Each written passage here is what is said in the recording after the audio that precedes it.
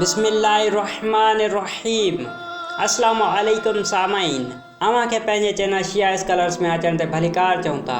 असां इन चैनल ते अक्सर इस्लामी वाक़ियात ऐं मजलिसूं शेयर कंदा रहंदा आहियूं। अगर अवां असांजे चैनल ते नया आहियो त असांजे चैनल खे सब्सक्राइब कयो त जीअं हर नई ईंदड़ वीडियो जी नोटिफिकेशन अवां ताईं पहुची सघे।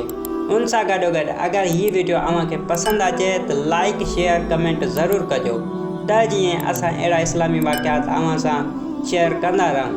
बिना कंहिं देर जे पंहिंजी वीडियो शुरू कयूं था। Let's begin. चवनि था तामीरुल मोमिनीन अली अलैहिस्सलाम जे हिकु बाफ़ज़ीलत ऐं बाईमान सहाबी खां बदकिस्मती सां हिकु गुनाह थी वियो जंहिंजी सज़ा ॾियणु लाज़मी हुई। मौला अली अलैहिस्सलाम हिन जे साॼे हथ जो पंजो कटे छॾियो। हिन पंहिंजो साॼो हथु जंहिंमां खून जा क़तरा वही रहिया हुआ पंहिंजे खाॿे हथ में खयो ऐं हलियो वियो। फितना गुर ख़ारजी इब्नुल कुआ चाहे पियो त हिन वाक़े खे पंहिंजी जमायत जे हक़ में ऐं हज़रत अली अलैहिस्सलाम जे ख़िलाफ़ु इस्तेमालु करे। हू ॾुख वारी हालत में उन सहाबी वटि वियो ऐं उन सहाबी खां पुछाईं त तुंहिंजे हथ जो पंजो कंहिं कटियो आहे।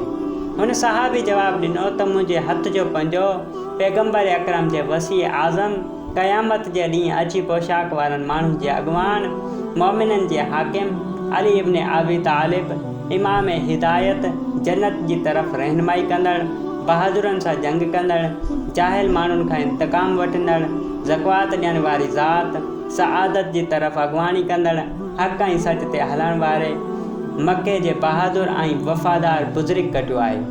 इब्नुल कुआ चयो अफ़सोस आहे तो ते हिन तुंहिंजो हथु कटे छॾियो ऐं पोइ बि तूं हुनजी तारीफ़ पियो करी।